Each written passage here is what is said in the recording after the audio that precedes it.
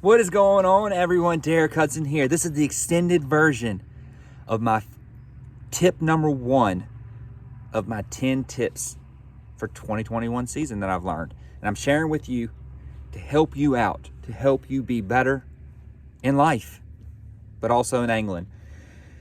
Number 1 is a tip that we all run into.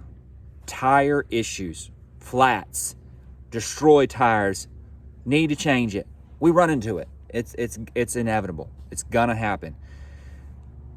This is a breakdown on how to remedy those issues. In my Instagram post, I've mentioned there's 5 things you need to have. And those are just the 5 things you need to have to help you with those problems.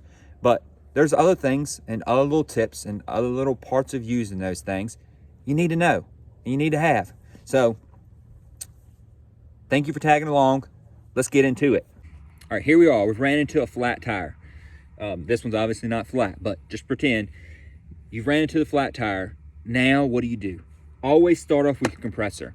Your compressor, if it's flat, but it's not damaged, and you don't see any obvious anything poking into it, nothing, try your compressor first. A lot of times, you just won't pay attention to it. You know, we all have busy lives. It happens. We just don't notice that tire was flat until we're in the middle of nowhere. And, oh, that tire's flat. It might not make it to the next gas station or whatever. Try your compressor. Try to get some air in it. If you're putting air in it and it starts to grow up, but then you can hear a leak somewhere, that's when you go to the Fix-A-Flat. And Fix-A-Flats are very simple. All you do with the can of Fix-A-Flat, I mean, it tells you, it's got great instructions that are super easy. But you want to make sure your puncture for the Fix-A-Flat is at 6 o'clock, which means you want if it's a screw and you see it like sticking in right here, you can hear the air blowing out as you're putting compressed air in there from your compressor. You need to drive a little bit further and get it at the bottom. You want it at 6 o'clock.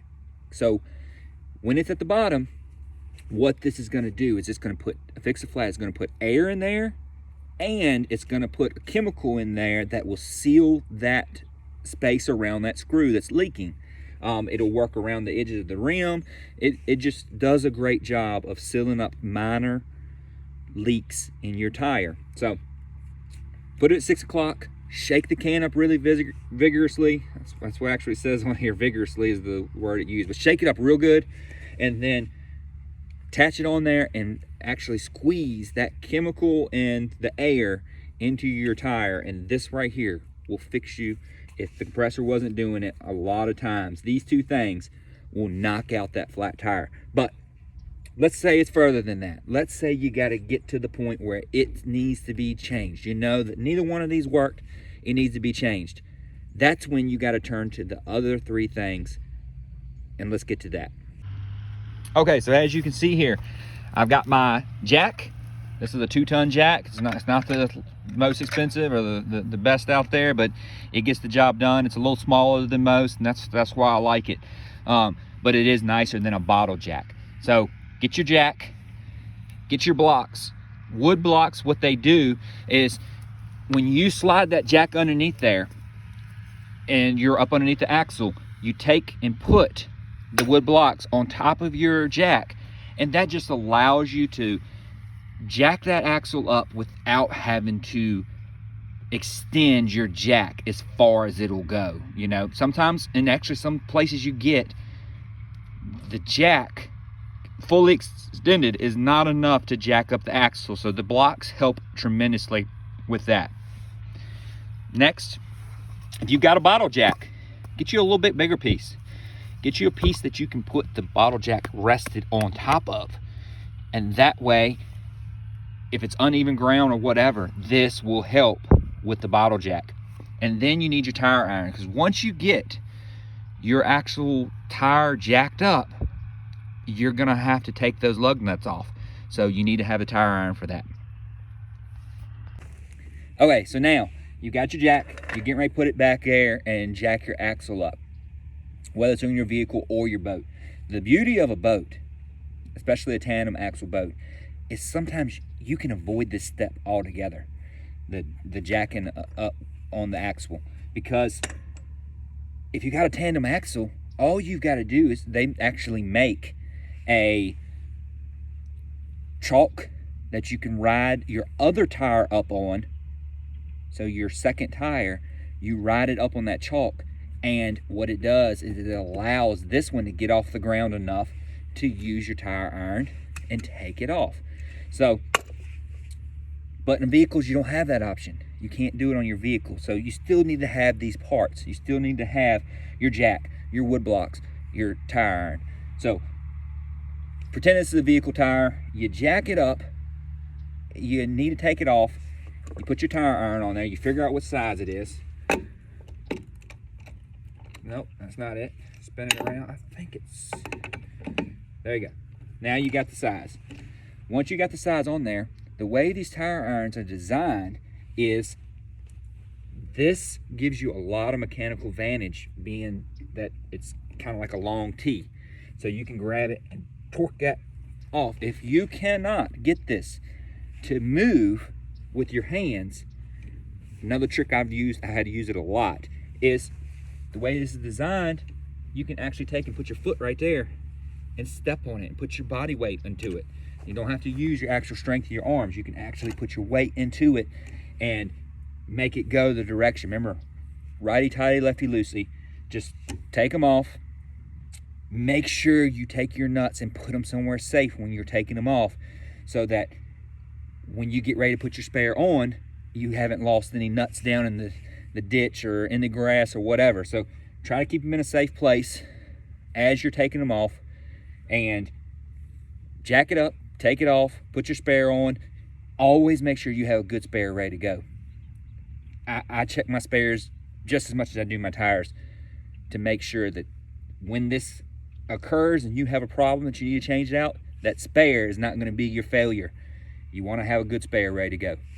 And then here's some closing tips to think about when you are getting ready to try to fix that tire issue you're having. Make sure you pull off somewhere that you can stay on a hard surface, because a jack is always going to work better on a hard surface. Just try to keep that in mind. Don't try to get off the side of the road and you pull off into a field somewhere and it's nothing but soft ground, because that jack's not going to work very good in that kind of conditions. So if you feel like you're having a tire issue, when you pull off, try to find a safe place, but also try to find a place that is a hard asphalt driveway, a concrete pad, a parking lot, wherever, somewhere that's going to be a hard bottom, a real tight gravel if you have to, but just make sure it's a safe place that you can change that tire, that you can work on that tire without being in traffic, but also make sure it is a place that is got a good hard bottom so that you can do your work effectively, especially with that jack. Another thing to think about is make sure that with the safety of your place that you're at, you know, there's still, if you're anywhere near a road, it's still going to be an unsafe condition, even if you've pulled off for pretty good ways.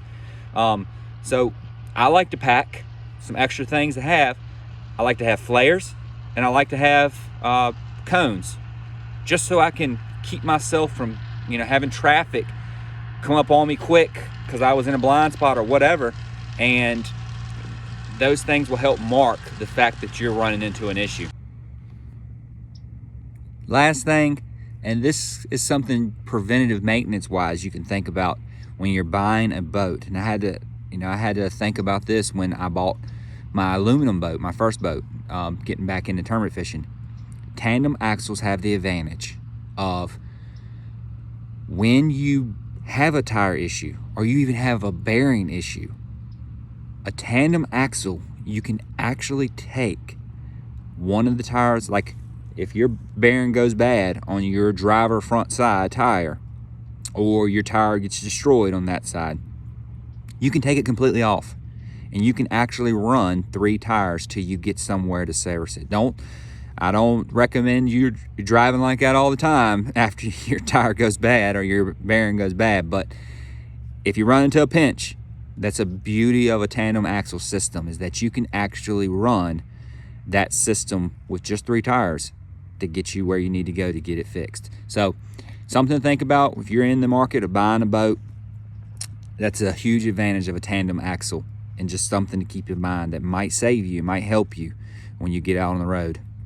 So thanks again for tuning in. I hope these little tidbits help you to fix yourself next time you are in the middle of nowhere and your cell phone is not picking up a service like AAA or a tow truck or whatever to help you out. These things can truly save you from being stuck in the middle of nowhere. Thanks again for tuning in. I appreciate all the support. See you at the next one.